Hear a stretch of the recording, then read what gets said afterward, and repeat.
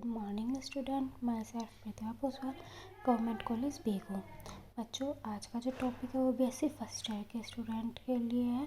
हमारा टॉपिक है ट्रांसफार्मर। तो बच्चों, ट्रांसफार्मर क्या होता है हम देख लेते हैं। What is a transformer? Transformer क्या है बच्चों? ट्रांसफार्मर एक निष्क्रिय विद्युत उपकरण के रूप में परिभाषित किया गया, यानी कि ट्रांसफार्मर क्या होता है? एक विद्युत उपकरण होता है।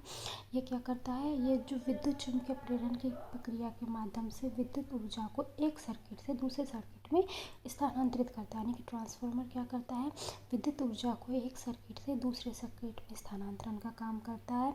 लेकिन इसके लिए किसका उपयोग करता है? विद्युत चुम्बकीय प्रेरण का उपयोग करता है। यानी कि एक सर्किट में अगर विद्युत क्षेत्र उत्पन्न होता है तो दूसरे में विद्युत चुम्बकीय प्रेरण उत्पन्न होता है, तो चुम्बकीय प्रेरण का दूसरे में भी विद्युत ऊर्जा उत्पन्न होती है। यह आमतौर पर क्या करता है? सर्किट के बीच में वोल्टेज के स्तर को बढ़ाने या घटाने का काम करता है। यानी कि ट्रांसफार्मर क्या करता है? दो सर्किटों के बीच में या तो वोल्टेज को बढ़ा देता है या कम कर देता है। जिस प्रकार से बच्चों आप जानते हो कि जैसे बिजली के तारों के बीच में ट्रांसफार्मर लगे होते हैं, तो वो क्या करते हैं? वोल्टेज को कम या अधिक करने का कार्य करते हैं। ये ट्रांसफार्मर किस प्रकार से और दो सर्किटों के बीच में क्या करते हैं? विद्युत ऊर्जा को स्थानांतरित करने का कार्य करते हैं। अब हम इसका वर्किंग देखते हैं कि ट्रांसफार्मर का है जो किस प्रकार से कार्य करता है, इसका प्रिंसिपल क्या है। तो ट्रांसफार्मर का जो सिद्धांत है वो एक बहुत सरल है। ये क्या करता है? दो या दो से अधिक कोयल होती है, यानी वाइंडिंग होती है, उनके बीच में आपसी प्रेरण विद्युत ऊर्जा को सर्किटों के बीच में स्थानांतरित करने की अनुमति देता है। यानी कि क्या करता है? ट्रांसफार्मर दो कोयल होती है, जैसे फर्स्ट कोयल, ये सेकंड कोयल। तो ट्रांसफार्मर क्या करता है? चुंबकीय प्रेरण यानी कि प्रेरण विद्युत ऊर्जा को एक सर्किट से दूसरे सर्किट में विद्युत ऊर्जा को क्या करता है? स्थानांतरित करने का कार्य करता है।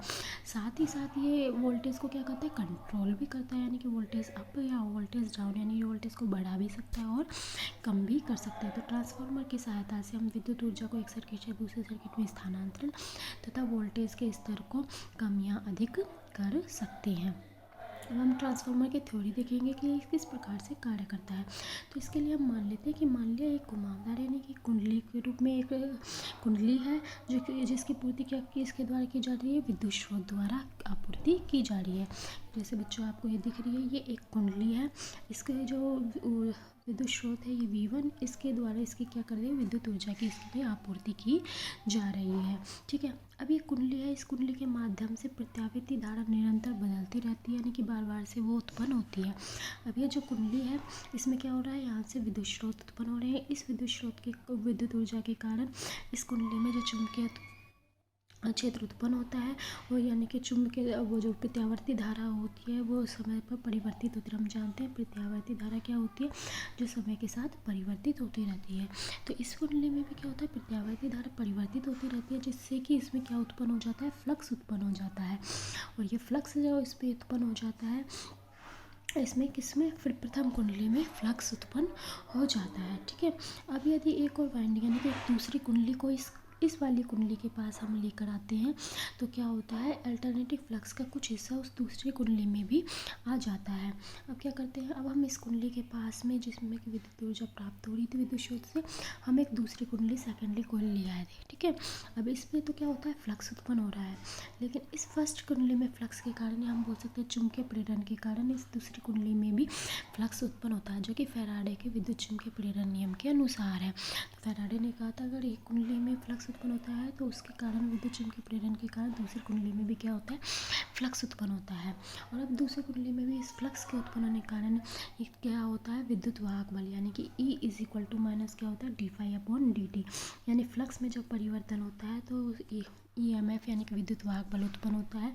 तो इसी प्रकार से सेकेंडरी कोयल है, इसमें इस फ्लक्स की वजह से, फ्लक्स के परिवर्तन की वजह से क्या होता है? विद्युत वाहक बल ये V2 ये उत्पन्न होता है। ये इंड्यूस, ये तो हमने दिया V1 और ये V2 क्या हुआ? उत्पन्न हो गया। तो यानी कि एक ट्रांसफार्मर के द्वारा V1 से V2 वोल्टेज प्राप्त होते हैं, यानी कि वोल्टेज एक प्रकार से क्या हो गई? ट्रांसफर हो गई, स्थानांतरित हो गई, इसलिए इसका नाम क्या रखा गया?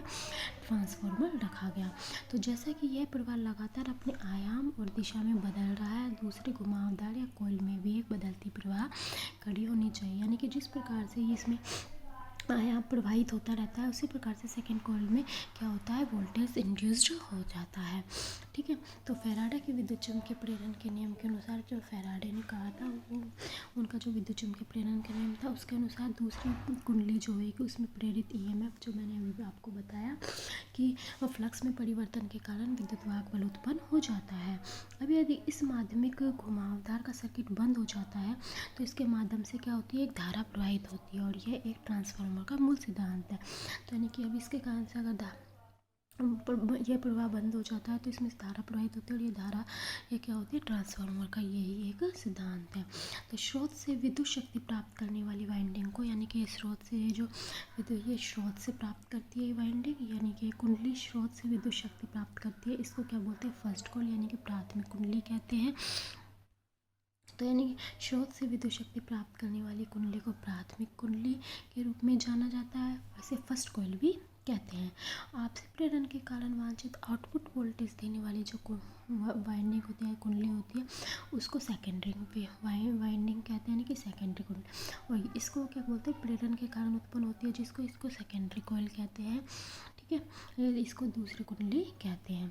तो एक ट्रांसफार्मर जो प्राथमिक से माध्यमिक वाइंडिंग के बीच में वोल्टेज को बढ़ाता है वो स्टेप अप ट्रांसफार्मर कहलाता है।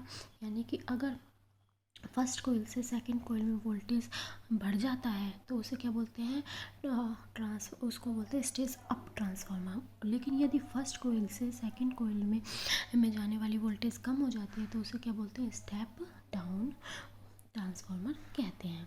तो इसके विपरीत एक ट्रांसफार्मर जो प्राथमिक से द्वितीयक वाइंडिंग के बीच यानी कुंडली के बीच वोल्टेज को कम करता है उसे क्या बोलते हैं, स्टेप डाउन ट्रांसफार्मर कहते हैं। तो ट्रांसफार्मर दो प्रकार के होते हैं, स्टेप अप और स्टेप डाउन। यदि प्राथमिक कुंडली से द्वितीयक कुंडली में वोल्टेज की मात्रा बढ़ती है तो उसे स्टेप ट्रांसफार्मर कहते हैं, और यदि प्राथमिक कुंडली से द्वितीयक कुंडली में वोल्टेज की मात्रा कम होती है तो उसे स्टेप डाउन ट्रांसफार्मर कहते हैं। अब चाहे ट्रांसफार्मर बढ़ता है या घटता है, वोल्टेज स्तर ट्रांसफार्मर के प्राथमिक और माध्यमिक पक्ष के बीच घुमावों की संख्या यानी कि कुंडलियों के जो फेरों पर निर्भर करते हैं। अब हमें कैसे पता चलेगा कि भाई किसी ट्रांसफार्मर है जो वोल्टेज को बढ़ा रहा है या कम कर रहा है, तो ये किस पर डिपेंड करता है, जो कुंडली है, कुंडली में जो फेरे हैं उनकी संख्या पर डिपेंड करता है। कैसे, देखो बच्चों, यदि प्राथमिक कुंडली जो है हमारी उसमें जो फेरों की संख्या है वो द्वितीयक कुंडली की तुलना में अधिक है तो वोल्टेज क्या हो जाता है, कम हो जाता है, यानी कि वो ट्रांसफार्मर क्या कहलाता है, स्टेप डाउन ट्रांसफार्मर कहलाता है। इसके विपरीत यदि प्राथमिक कुंडली में जो कुंडली है उसमें फेरों की संख्या जो सेकेंडरी कुंडली की तुलना में कम है तो वोल्टेज क्या होता है, बढ़ता है, इसे स्टेप अप ट्रांसफार्मर कहते हैं। तो यानी प्राथमिक कुंडली में फेरों की संख्या अधिक होने पर स्टेप डाउन वोल्टेज ट्रांसफार्मर, और प्राथमिक कुंडली में फेरों की संख्या कम होने पर वो स्टेप अप ट्रांसफार्मर कहलाता है। तो जैसे बच्चों ये आपको ट्रांसफार्मर का एक सर्किट दिया हुआ है, ये आपकी प्राथमिक कुंडली है, ये सेकेंडरी कुंडली है। प्राथमिक कुंडली को स्रोत के द्वारा ऊर्जा दी जाती है, फिर इसमें क्या होता है, क्योंकि धारा है जो उसका प्रत्यावर्ती धारा का निरंतर बढ़ता है जिसकी वजह से फ्लक्स उत्पन्न होता है, और इस फ्लक्स की वजह से सेकेंडरी कुंडली में विद्युत चुम्बकीय प्रेरण के कारण इसमें क्या होता है, ईएमएफ यानी विद्युत वाहक बल उत्पन्न होता है, जिसकी वजह से हमें यहाँ पर सेकेंडरी कॉइल पर क्या प्राप्त होता है, वोल्टेज प्राप्त हो जाता है। ठीक है बच्चों, तो इस प्रकार से अगर प्राइमरी कुंडली में इसमें फेरों की संख्या क्या होती है, अधिक होती है सेकेंडरी कुंडली से, तो वो तो स्टेप डाउन ट्रांसफार्मर कहलाता है। यदि इस प्राइमरी कुंडली में फेरों की संख्या अधिक होती है सेकेंडरी कुंडली से तो वो स्टेप अप ट्रांसफार्मर कहलाता है। तो उम्मीद करती हूँ बच्चों आपको ट्रांसफार्मर समझ में आ गया होगा। फिर भी कोई प्रॉब्लम हो तो आप व्हाट्सएप के थ्रू पूछ सकते हैं। Thank you.